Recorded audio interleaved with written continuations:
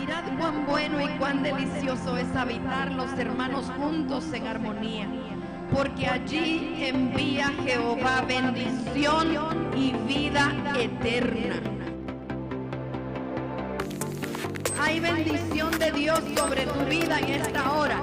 Yo lo declaro en el nombre de Jesús, que la palabra hoy se cumple en nuestra vida. Ahí envía Jehová bendición y vida eterna. Allí envía Jehová bendición y vida eterna. Oh, sí, Señor, aleluya. Les invito a que abran la palabra del Señor en primera carta de Corintios, capítulo 11, verso 26. Primera carta del apóstol Pablo a los Corintios, capítulo 11, verso 26. Es solo para empezar, ya después nos vamos a ir con otras citas bíblicas. Dice la palabra del Señor: así pues, todas las veces que comiereis este pan y bebiereis esta copa, la muerte del Señor anunciáis hasta que Él venga. Hasta que Él venga. Así que en este día, hermanos, vamos a hacer un acto profético al nosotros participar de la cena del Señor, porque estamos proclamando que Jesucristo vendrá por segunda vez y vendrá a llevar a su iglesia, vendrá a llevar a su amada, a su esposada, y estaremos para siempre con Él. Señor, gracias te damos en esta hora, Dios mío, por tenernos aquí en tu casa, Señor. Sabemos y entendemos que en todo lugar donde nosotros estemos, ahí está tu presencia con nosotros, Dios mío. Ahí te podemos sentir, ahí te podemos alabar, Señor amado, porque tú habitas dentro de cada uno de tus hijos, Señor amado. Pero también entendemos que al venir a tu casa, Señor amado, hay bendición, Señor. Recibimos nuevas fuerzas, recibimos, Señor, tu palabra, Dios mío. Y yo te agradezco por este pueblo aquí reunido, Señor, porque sé que son un pueblo que aman tu palabra, que te aman a ti, Señor, y por esa razón están aquí. Los bendigo en tu nombre, Señor. Gracias te doy en el nombre de Cristo Jesús. Amén. Tome su lugar, mi amado hermano. La cena del Señor, conocida también como la Santa Cena, ¿verdad? Pero la cena del Señor nosotros tenemos que reconocer siempre que es una ordenanza de nuestro Señor Jesucristo. Nosotros vemos en la palabra del Señor de que Dios le dio a Moisés 10 mandamientos, ¿verdad? Pero después de esos 10 mandamientos también le dio una serie de mandamientos que iban a ayudar a la vida cotidiana. Estos mandamientos tenían que ver con el trabajo, con los esclavos, con la forma sanitaria en que ellos tenían que vivir. Eran muchos los mandamientos. Ya no se quedaban solo en 10, sino que ahora venimos a ver que en la palabra del Señor hay 613 mandamientos. Pero los básicos son 10, los cuales Jesús después resumió en 2 mandamientos. Si nosotros nos ponemos a ver, de los 10 mandamientos, 4 mandamientos tienen que ver en relación a Dios, nuestra relación personal con Dios. 4 mandamientos. Y después los 6 mandamientos tienen que ver con nuestra relación con nosotros como hermanos, como familia y también con, no precisamente solo como familia, sino que se me va la palabra, con el prójimo, ¿verdad? Esos mandamientos Jesús los resumió solo en 2. ¿Cuáles son? Amarás al Señor tu Dios, ¿verdad? Y a tu prójimo como a ti mismo. Entonces vemos que eran 613 mandamientos, pero también vemos en la palabra del Señor, en los evangelios, que se encuentran 2 ordenanzas. No solamente están los 613 mandamientos, sino que hay 2 ordenanzas que fueron dadas por nuestro Señor y Salvador Jesucristo. Esas dos ordenanzas, una es el bautismo en agua, que todo aquel que crea tiene que bautizarse. Jesús le dijo a sus discípulos: id por todo el mundo y predicad el evangelio, y que todo el que creyere y fuere salvo. Ay, se me va ese verso, alguien dígamelo ahora. Que el que creyere, gracias hermano, que el que creyere y fuere bautizado será salvo. Entonces vemos que el bautismo es una ordenanza de nuestro Señor Jesucristo. ¿Por qué es necesario? ¿Por qué es importante el poder bautizarnos o el tener que bautizarnos? Si muchos dicen que solo con aceptar a Jesucristo y confesarlo como el Señor y Salvador de sus vidas ya son salvos, y verdaderamente la palabra lo dice, así está escrito.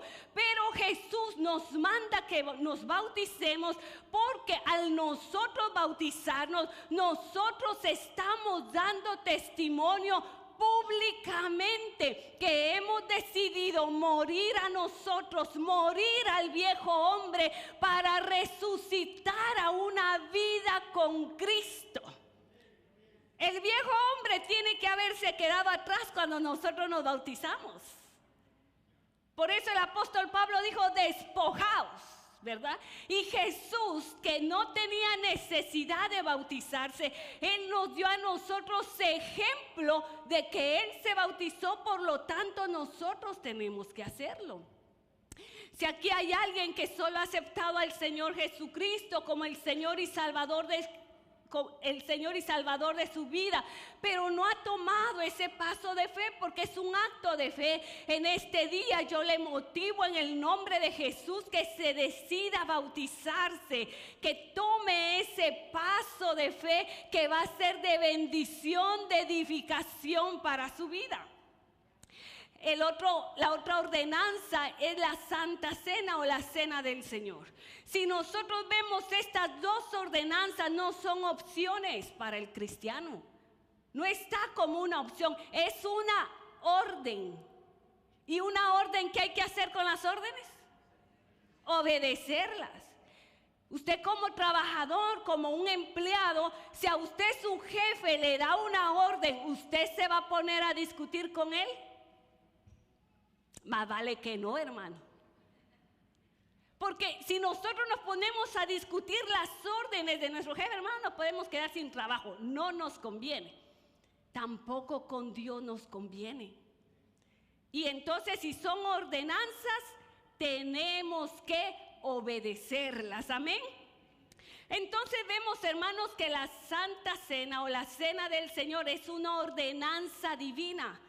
No fueron los discípulos, ni después cuando ya estaban ascendidos por Jesucristo como apóstoles, no fueron ellos los que instituyeron la Cena del Señor. Fue una ordenanza divina salida por los labios de nuestro Señor Jesucristo. Dígame si eso no tiene peso, hermano. Claro que lo tiene, y no solo peso, tiene una importancia para nosotros cuando nosotros la realizamos. Ahora vamos a San Mateo capítulo 26, verso 17. Esta ordenanza nosotros la encontramos en los 4 evangelios. Y si usted se da cuenta al estudiarlo, yo lo motivo que vayan esta tarde a estudiarlo a su casa. Usted se va a dar cuenta que algunos datos los da Mateo, algunos datos los da Lucas, otros datos los da Marcos. Yo tomé más las citas bíblicas entre Mateo y Lucas porque nos dan unos datos bien exactos. Así que si yo le digo algo que usted no ve aquí escrito, váyase a otro evangelio, pero en su casa, ¿ok?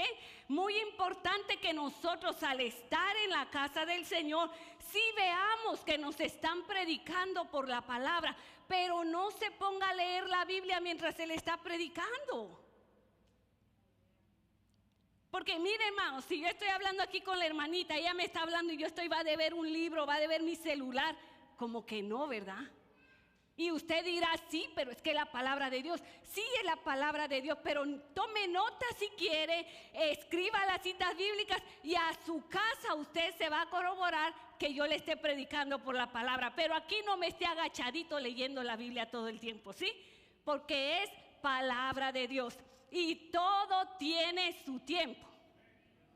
Todo tiene su tiempo. Cuando adoramos, no es tiempo de estar sentados leyendo la Biblia, es tiempo de adorar.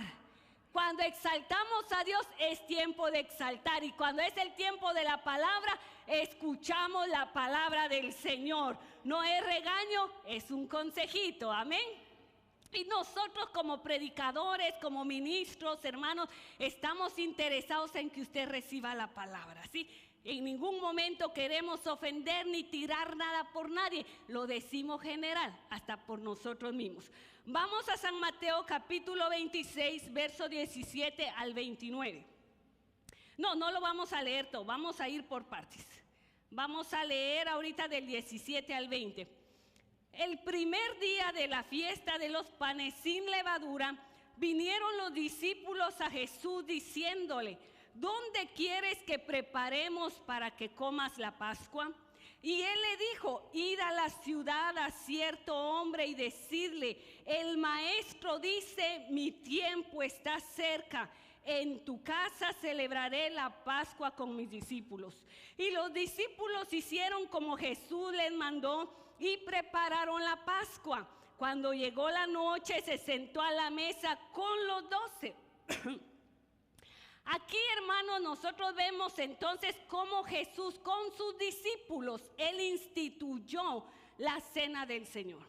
Nosotros vemos muchos eventos en que Jesús dio predicaciones, dio sermones generales a la multitud en general. Los que estaban porque seguían verdaderamente a Jesús, los que estaban porque Jesús les hacía milagros, los que estaban porque Jesús les daba de comer o simplemente porque querían unirse a ese grupo. Pero no fue ahí donde Jesús instituyó la cena del Señor. Jesús esperó un tiempo privado con sus verdaderos discípulos. Y vemos de que Él no lo hizo en cualquier momento, sino esperó un momento exacto en que el pueblo de Israel celebraba la Pascua, la fiesta de los panes sin levadura. Esto a nosotros nos lleva a Éxodo capítulo 12, cuando vemos de que Dios iba a mandar el juicio sobre los egipcios y que iban a morir todos los primogénitos. Entonces ese día era el día en que Dios iba a hacer gran obra e iba a sacar a Israel de la esclavitud de Egipto. Entonces ahí viene Dios y les da una ordenanza también al pueblo de Israel que tenían que celebrar la Pascua, la fiesta de los panes sin levadura. Si usted mira, aquí no dice que sea la fiesta de la Pascua, pero me parece que en Lucas ahí lo llama la fiesta de la Pascua. ¿En qué consistía esta fiesta de la Pascua? Esta fiesta de la Pascua era que cada familia iba a tomar un cordero. Ellos iban a tener mucho cuidado en escoger ese cordero. No podían escoger un cordero a la ligera, ni porque fuera el más gordito, ni porque fuera el más bonito, ni porque era el que más tiempo tuviera con ellos. Tenían que tener un cuidado de escoger ese cordero, porque ese cordero era perfecto. Tenía que ser perfecto. Imagínese, hermano, estar viendo detalladamente un cordero que no tuviera las patitas malas, que no tuviera los ojitos torcidos, que no fuera pinto. Tantos defectos que se podría encontrar en un animalito, ¿verdad?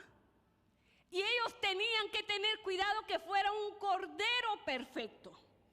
Y ellos entonces lo iban a comer según el número de personas de la casa.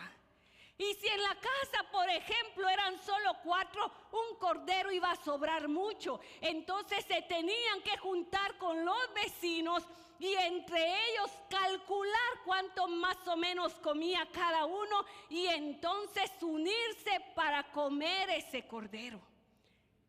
Es que a Dios no le gusta el desperdicio, hermano. Si usted se da cuenta, Eso muestra que a Dios no le gusta el desperdicio, y tiene otra representación también. También tenían que tener hierbas amargas, y también tenían que tener de ese cordero.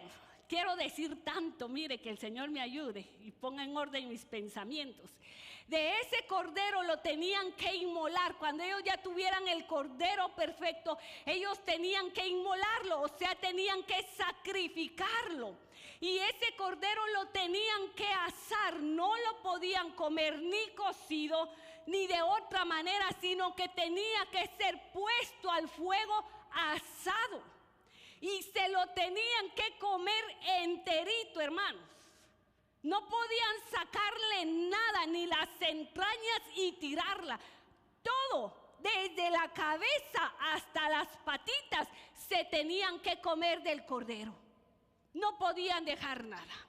Entonces ellos tenían que tener el cordero asado, tenían que tener las hierbas amargas, y tenían que tener el pan sin levadura. Gracias, hermanas, gracias. ¿Están conmigo? ¿Cuántos están conmigo? No se me vaya a aburrir, que esto lo va a edificar. Y tenían que tener el pan sin levadura. Entonces aquí vemos que ese día ellos iban a celebrar la Pascua, el día que ellos iban a salir de la esclavitud. Y cuando Jesús instituye la cena del Señor con sus discípulos, entonces Israel iba a celebrar la Pascua. Pero vemos esto, hermanos, que es tan importante, que Jesús, cuando vino a nuestra vida, Él vino a hacer cambios. Él trajo un después. Hubo un antes y un después. Amén. Entonces aquí Jesús escoge esta fecha porque iba a haber un antes y un después. Ahora vemos que Jesús celebraba también la Pascua. Déjeme decirle también, usted lo sabe, pero para los que no lo saben, de la sangre de ese cordero ellos tenían que agarrar para poner en el dintel y en los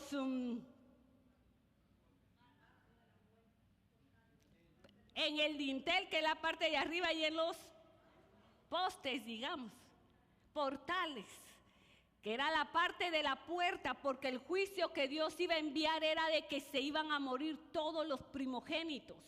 Y en la casa donde se viera esta sangre, el ángel de la muerte iba a pasar por arriba y no se iban a morir los primogénitos. Todo esto, hermano, ya era una representación de lo que Jesús iba a venir a hacer miles o cientos de años después. Por eso entonces Jesús viene ahora e instituye la cena del Señor, como le digo, con sus discípulos. Y ellos tenían que tener los mismos elementos. Tenían que tener el cordero asado, tenían que tener las hierbas amargas y tenían que tener el pan sin levadura. Aquí vemos que el cordero inmolado, pasado por el fuego, representaba a Jesucristo, que es el Cordero de Dios y que vino para quitar el pecado del mundo. El Cordero de Dios que fue inmolado, sacrificado por amor a usted y por amor a mí.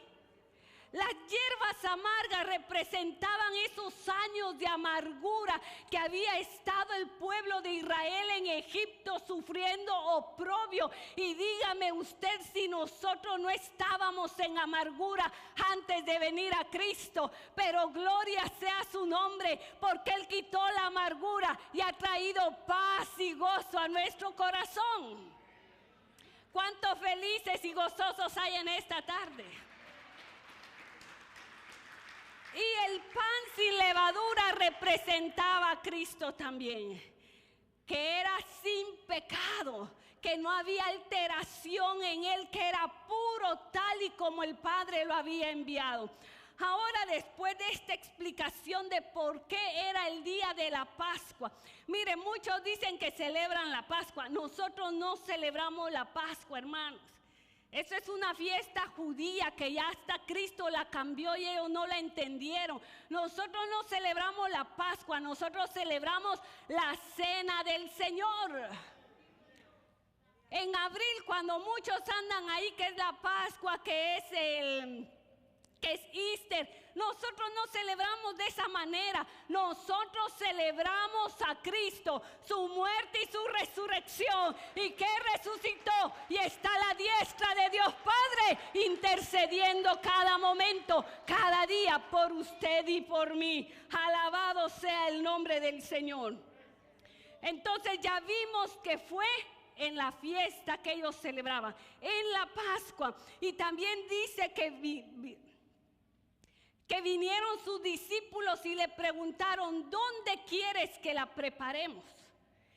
Aquí yo me ponía a pensar de que Jesús siempre celebró la Pascua, porque eso era una tradición, un rito. La Biblia lo habla así como un rito en Éxodo capítulo 12. Pero Jesús le dijo a sus discípulos que él anhelaba ese día, que anhelaba celebrar esa cena con ellos. Porque tal vez él ya había celebrado otras, pero ahora era cuando él iba a darles el significado de esto, de lo que esto representa espiritualmente. Entonces allí él mandó a Pedro y a Juan. San Mateo no lo dice, pero San Lucas sí lo dice. Y ellos se fueron a buscar a un lugar donde Jesús les dijo, vayan a cierto lugar y van a hallar a un hombre que lleva un cántaro. Pregúntenle al Señor de la casa en dónde está el lugar que ha preparado. Y San Lucas también dice que es el aposento alto. Eso lo que nos muestra a nosotros es que en el mismo lugar donde Jesucristo instituyó la cena del Señor, en ese mismo lugar hubo un derramamiento del Espíritu Santo de Dios días después. Hermano, es que cuando nosotros participamos de la cena del Señor, hay derramamiento del Espíritu Santo, hay unción del Espíritu Santo, hay poder del Espíritu Santo. Yo lo invito, hermano, que hoy usted no se niegue a participar de la cena del Señor. Mientras la palabra está siendo predicada, si hay algo que usted tiene que confesarle al Señor, confiéseselo. Él es fiel y justo para perdonar nuestros pecados y limpiarnos de toda maldad. Entonces vemos, hermanos amados, de que ahí se va. En el verso 18 dice, mi tiempo está cerca, en tu casa celebraré la Pascua con mis discípulos. No fue con la multitud, fue con sus discípulos. Porque la cena del Señor solo la pueden tomar los verdaderos discípulos de Cristo. Hermano, esto no es una regla del olivar. Esto no es que nosotros discriminemos, no. Fue con los verdaderos discípulos. Entonces aquí nosotros tenemos que ver eso. El inconverso, hermano, no la debe de tomar. Ellos lo hacen a su manera, pero no saben lo que se acarrean. En cambio nosotros, los que hemos reconocido a Cristo como el Señor y Salvador de nuestra vida, los que nos hemos bautizado en aguas, hermano, lo hacemos con reconocimiento de lo que esto es, con discernimiento. Pero si aquí hay alguien que aún no ha entregado su vida a Cristo, el mismo apóstol Juan, que estuvo el día que se instituyó la cena del Señor, él dijo en San Juan 3:16, porque de tal manera amó Dios al mundo que envió a su Hijo unigénito para que todo aquel que crea en Él no se pierda, mas tenga la vida eterna. Así que hoy es el día de salvación para tu vida. Y puedes pasar a ser un verdadero discípulo de Cristo. Aquí entonces, hermanos, vemos de que el pueblo del Señor, Israel, lo que celebraban era la liberación de Egipto. Y aquí el Señor está instituyendo que ellos van a celebrar Lo que representaba esto era que ellos iban a poder, una de las representaciones, que ellos iban a poder celebrar que Cristo era el que los libertaba de la esclavitud del mundo. Como les decía, el pueblo de Israel, ellos pudieron tener o celebrar con hierbas amargas, con pan sin levadura y con el cordero asado. Pero Jesús aquí trae una nueva forma de celebrarlo, porque Jesús cambia nuestras tradiciones, porque Jesús cambia nuestra manera de vivir. Si nosotros vemos el pueblo de Israel cuando estaba en Egipto, ellos desearon volver a comer los ajos, la cebolla, los melones y todo eso. Pero cuando Jesús los saca de la esclavitud y los lleva al desierto, camino a la Canaán prometida, les cambia su alimentación, lo que representaba un alimento carnal, un alimento mundano, por maná del cielo. Porque cuando Él nos saca de un lugar, nuestra vida tiene que cambiar. Ya no vivimos por lo que el mundo quiere, vivimos por lo que dice la palabra del Señor. Y aquí viene Jesús y también les cambia esto que ellos tenían como comida y se los cambia solo a pan y a vino. Ya no iba a ser solo eso. Hermano, esto es hermoso. Entonces nosotros podemos ver de que ellos estaban ahí para ser instruidos, para participar de la cena del Señor. Si vemos entonces, vamos aquí, yo quisiera ir verso por verso, pero me va a ser muy difícil. Dice, y los discípulos hicieron como Jesús les mandó.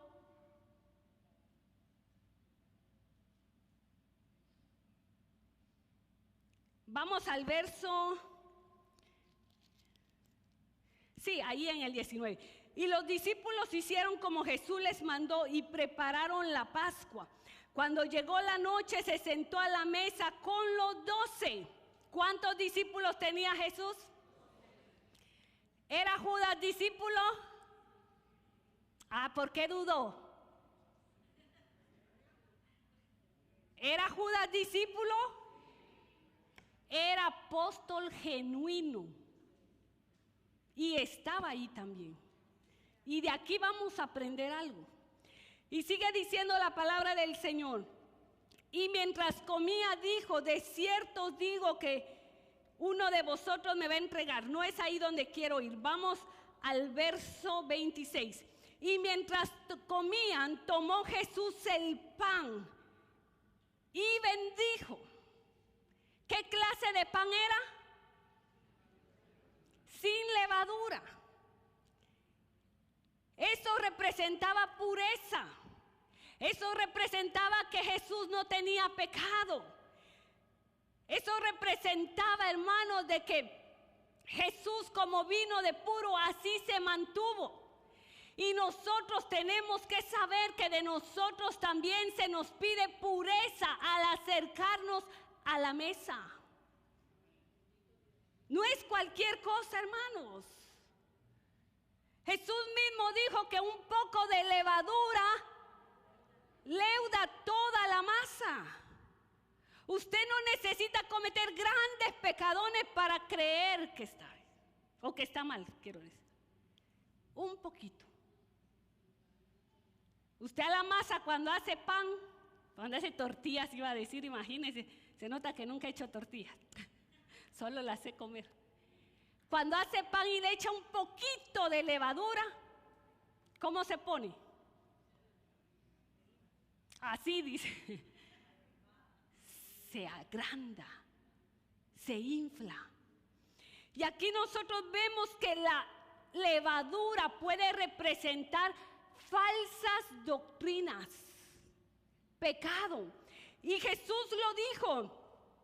Vamos a San Mateo capítulo 16, versos 6 al 12. Jesús les dijo, mirad, guardaos de la levadura de los fariseos y de los saduceos. Ellos pensaban dentro de sí diciendo, esto dice porque no trajimos pan. Y entendiéndolo Jesús les dijo: ¿por qué pensáis dentro de vosotros, hombres de poca fe, que no tenéis pan? ¿No entendéis aún ni os acordáis de los 5 panes entre 5,000 y cuántas cestas recogisteis? Ni de los 7 panes entre 4,000 y cuántas canastas recogisteis. ¿Cómo es que no entendéis que no fue por el pan que os dije que os guardaseis de la levadura de los fariseos y de los saduceos? Entonces entendieron que no les había dicho que se guardasen de la levadura del pan, sino de la doctrina de los fariseos y de los saduceos. Como hijos de Dios tenemos que tener cuidado que escuchamos, hermanos. Cuánta doctrina, cuánta filosofía anda por ahí y engaña aún a los escogidos de Dios.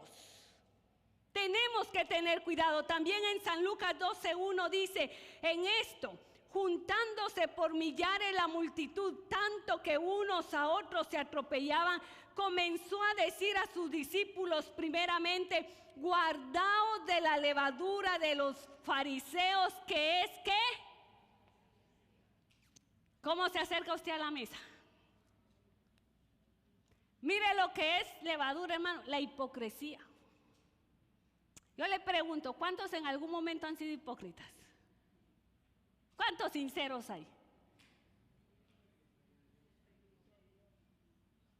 Porque caemos en esas cosas. ¿Cuántas veces hay tal vez un resentimiento, un enojito, un desacuerdo? Pero ¿cómo está mi hermana? Y un ósculo santo. ¿Cómo está, hermano? Y nuestra sonrisa, pero ¿cómo está nuestro corazón?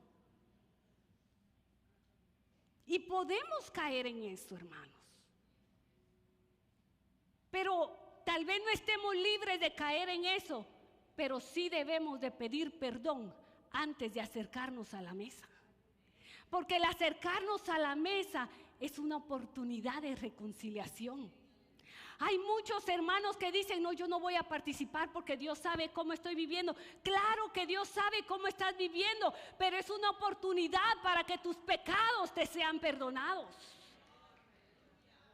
Porque el no participar, hermanos, es tener por indigna la sangre y el cuerpo de nuestro Señor Jesucristo. Y no hay pecado tan grande que Dios no pueda perdonar. Él lo puede perdonar todo. No importa cómo le hayas fallado al Señor, aquí está su sangre para perdonarte y limpiarte de toda maldad. Aleluya.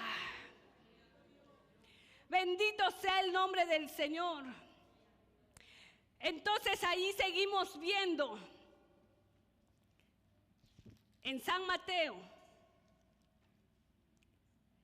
Y mientras comían, tomó Jesús el pan y bendijo y lo partió y dio a sus discípulos y dijo: tomad. Vemos que nuestro Señor Jesucristo dio gracias antes de darlo y que lo partió. El pan fue Jesús él mismo el que lo partió, no fueron sus discípulos. ¿Por qué? Porque Jesús se entregó por amor a nosotros. Él mismo se dio voluntariamente. A Él no lo obligaron. Él voluntariamente se dio para que lo partieran. ¿Qué significa que lo partieran? Significa muchas cosas. Los golpes, los azotes que Él llevó en su cuerpo, significa que Él fue separado para que nosotros tuviéramos unión nuevamente con el Padre. Significa eso de que Él se humilló hasta lo sumo, tomando forma de siervo, para que nosotros tomáramos un lugar con el Padre eterno. Él se hizo pobre para que nosotros seamos enriquecidos. ¿Cuántos alaban el nombre del Señor en este día? Ahí podemos seguir viendo, hermano amado, que dice la palabra del Señor: tomó Jesús el pan y lo bendijo y lo partió y dio a sus discípulos. ¿Quién lo dio? Vea esto, en una ocasión que Jesús tuvo panes en sus manos, cuando encontraron a aquel muchacho y había una multitud hambrienta, vino Jesús, tomó el pan, lo bendijo, dio gracias y después Él se lo dio a sus discípulos para que ellos lo repartieran a los demás. Pero en esta ocasión no fue así. En esta ocasión Él lo tomó, Él lo partió, Él lo bendijo y Él mismo lo da, porque nadie puede ofrecer sacrificios sino solamente nuestro Señor Jesucristo. Y hoy, mi amado hermano, cuando usted participe de la cena del Señor, es cierto que hay hombres y mujeres de Dios que se lo están dando, pero tómelo de parte de nuestro Señor Jesucristo. Esto es algo tan importante, hermanos, y tenemos que hacerlo con tanto reconocimiento, que es Cristo el que nos llama a la mesa. Es Él el que nos invita a comer con Él. Es la cena del Señor. No es la cena de la iglesia El Olivar. No es la cena de alguna religión. Es la cena del Señor. ¿Usted ha escuchado el dicho que el que invita paga? Si a usted lo invitan a comer es porque le van a pagar la cuenta, hermano. Y en esta cena es Cristo el que invita, porque Él ya pagó por usted y por mí, para que disfrutemos de los beneficios que conlleva tomar la cena del Señor. Aleluya. Bendito el nombre de Cristo Jesús. Ahí podemos seguir viendo y dice que lo partió y dio a sus discípulos también y dijo: tomad. O sea, dependía de ellos el agarrarlo. Tomad. Él estaba ofreciendo. Tomen y coman. Hoy el Señor te dice: toma y come. Y si tomas y comes, vas a recibir gran bendición. Sigue diciendo la palabra del Señor: y tomando la copa y habiendo dado gracias, les dio diciendo: bebed de ella todos.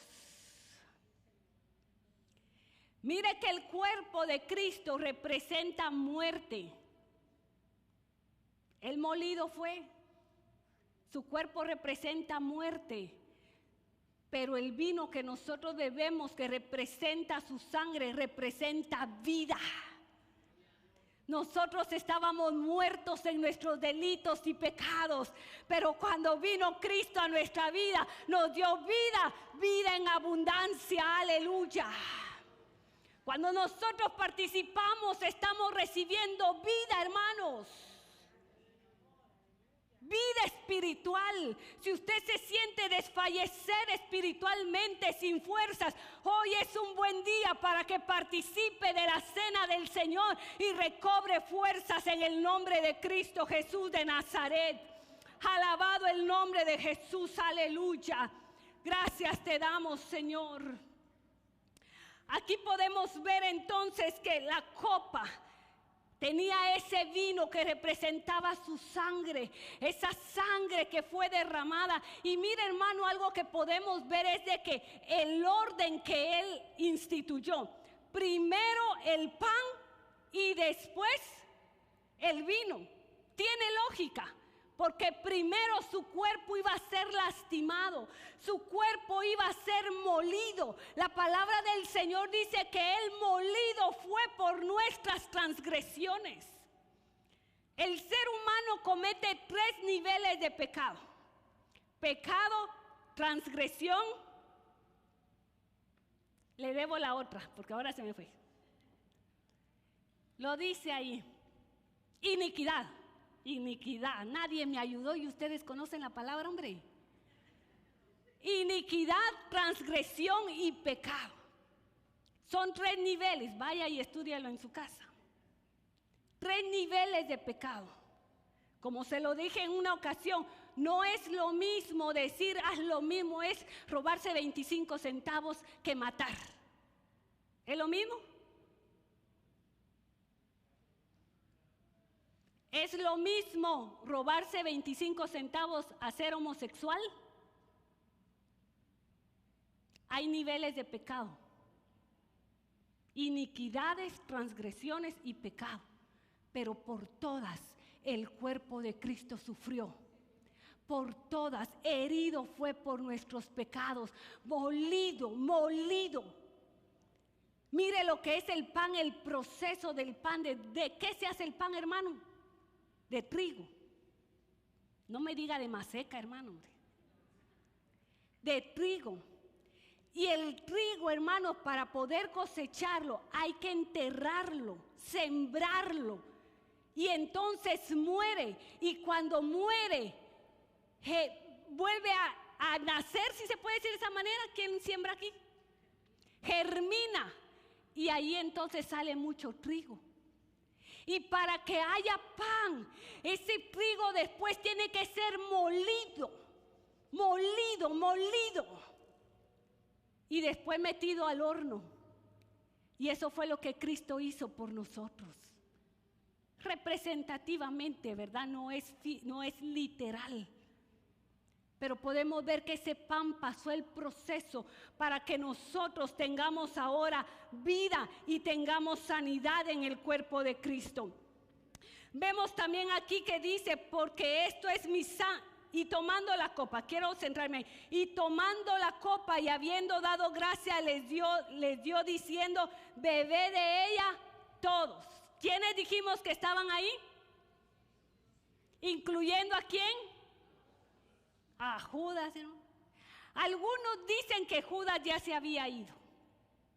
Yo lo estaba buscando y no lo vi así exactamente. Judas estaba ahí cuando recibió del pan y también del vino que Jesús le dio. Ahora, hermanos, si es Jesús el que le estaba dando, ¿Jesús conocía el corazón de Judas?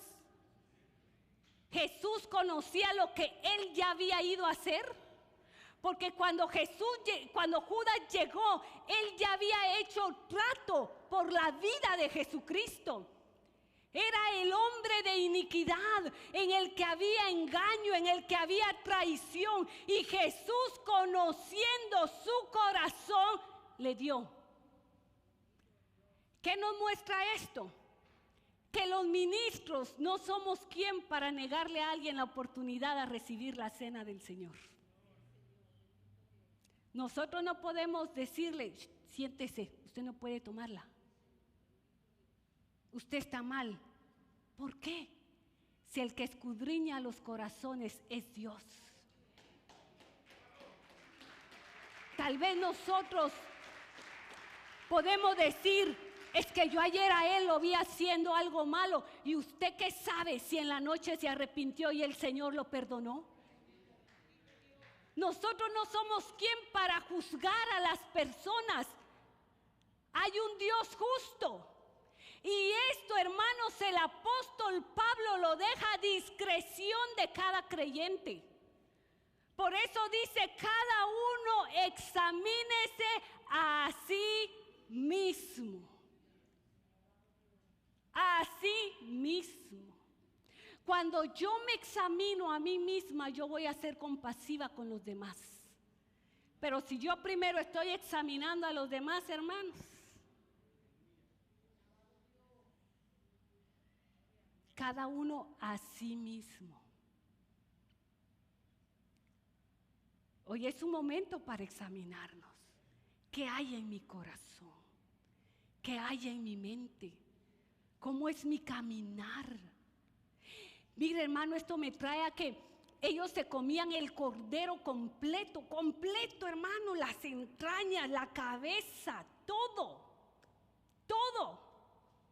Algunos tal vez no nos pasarían algunas partes, pero se lo tenían que comer todo, porque eso representaba a Jesucristo. Y nosotros, cuando nosotros participamos del pan, que es el cuerpo de Cristo, nos estamos comiendo su cabeza, que son sus pensamientos, y nosotros tenemos que tener la mente de Cristo.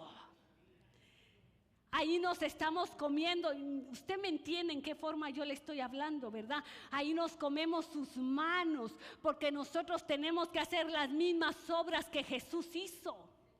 Nos comemos sus pies porque tenemos que caminar como Jesús caminó aquí en la tierra. No podemos dejar nada del Cordero. Y entonces vemos de que ahí estaba Judas. Pero también, hermanos, hay consecuencias cuando se toma la cena del Señor indignamente. Nosotros no le vamos a decir, usted sí, usted no. No, aquí no lo vamos a hacer. Pero hay consecuencias. Vemos la consecuencia que tuvo Judas, porque él conocía lo que él había hecho. Y el apóstol Pablo le habla a la iglesia de Corinto y le hace ver las consecuencias, que algunos se enferman, algunos ya están durmiendo, dice él, que ya estaban muertos por tomar la cena del Señor indignamente. Porque ellos estaban tomando la cena del Señor indignamente. Y esto es algo que tenemos que tener cuidado, porque muchos no se acercan a la mesa del Señor con temor a que algo les pueda pasar. Muchos se privan porque dicen, no, y para bueno, yo sin saberlo, si estoy mal y algo me viene. No, hermano, no tenga temor. De esa clase de temor me refiero, pero si hay que venir con temor reverente. En la iglesia de Corinto se habían olvidado de cómo era el celebrar la cena del Señor. Ahí lo hacían muy diferente. Ahí llevaban sus comidas, tenían un ágape, tenían ahí un momento de compartir. Llevaban su comida de Perú, llevaban su comida de Honduras, llevaban la comida de Guatemala, y todos se reunían para comer. Y después de haber todos comido, era que participaban de la cena del Señor. Pero mientras ellos tenían ese ágape, entonces dice que los que tenían dinero, ellos se preocupaban en llevar mucha comida y llenarse ellos, pero no se preocupaban del pobre, no se preocupaban de aquel que no había tenido dinero para llevar una comida al ágape. Y habían unos que salían bien hartos y otros bien hambrientos. Y se estaban olvidando del amor de los unos hacia los otros. Y como ahí ponían las botellas de vino, que con vino era que se celebraba la cena del Señor, dice que habían unos que lo agarraban hasta embriagarse. Y había un desorden. Habían perdido el verdadero sentido de la cena del Señor. Y el verdadero sentido de la cena del Señor es el Señor de la Santa Cena. Otro de los sentidos es la unidad, que cuando nosotros nos acercamos a la mesa, que haya unidad los unos con los otros. Mira, hermanos, yo puedo ver cuando mis hermanos preparan la cena del Señor, yo los miro en unidad, unos en acuerdo qué va a ser el uno, el otro, en unidad, pero esa unidad tiene que estar en nuestro corazón también. ¿Está su corazón unido al mío, hermano?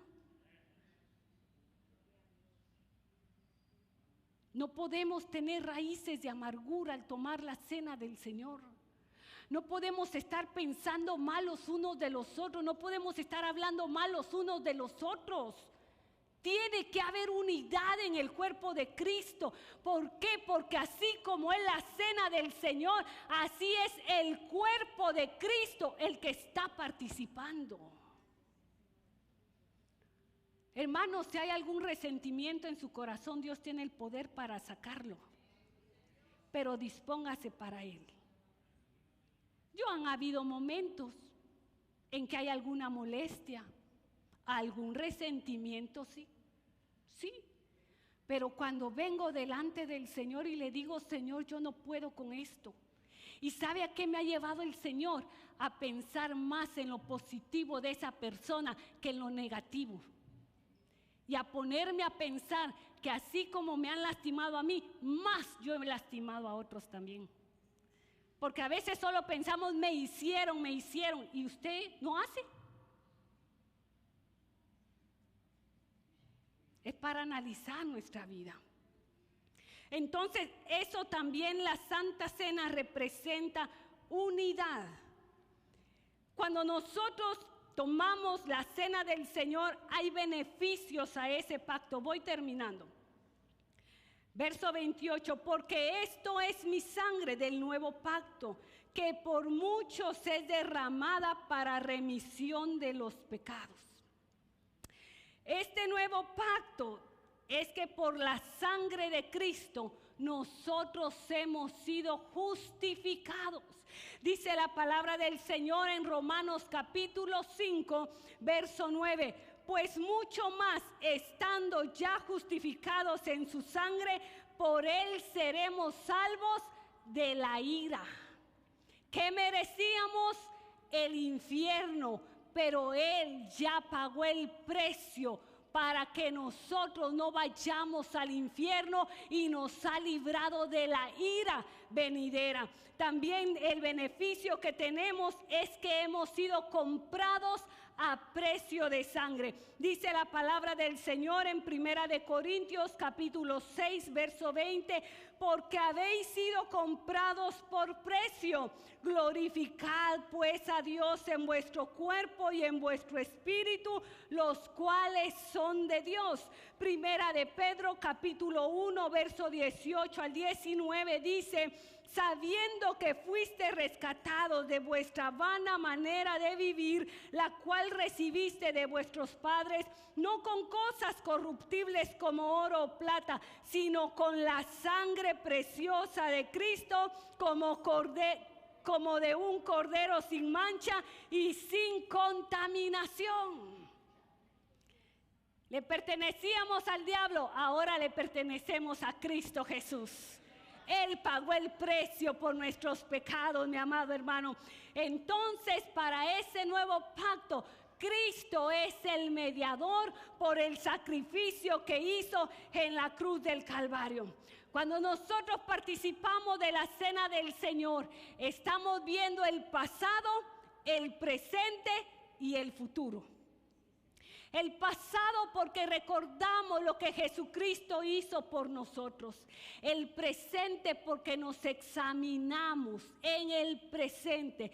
Y el futuro porque estamos proclamando que Cristo vendrá por segunda vez y vendrá a buscarnos a nosotros. Así, mi amado hermano, que en este día no se detenga a participar de la cena del Señor. Póngase de pie. Dice la palabra del Señor que Jesús es el pan que descendió del cielo. Aquí nosotros vamos a ver dos elementos que son los que siempre se usan, pero tienen un significado glorioso. Usted es discípulo, usted ha sido invitado hoy a ser participante de esa cena. San Juan capítulo 6, versos 51 al 57, escuche lo que dice la palabra del Señor. Yo soy el pan vivo que descendió del cielo. Si alguno comiere de este pan, vivirá para siempre. Y el pan que yo daré es mi carne, la cual yo daré por la vida del mundo. Entonces los judíos contendían entre sí diciendo: ¿cómo puede éste darnos a comer su carne? Jesús les dijo: de cierto os digo, si no coméis la carne del Hijo del Hombre y bebéis de su sangre, no tenéis vida en vosotros. El que come mi carne y bebe mi sangre tiene vida eterna, y yo le resucitaré en el día postrero. Porque mi carne es verdadera comida y mi sangre es verdadera bebida. El que come mi carne y bebe mi sangre en mí permanece y yo en él. Como me envió el Padre viviente y yo vivo por el Padre, así el que me come, él también vivirá por mí.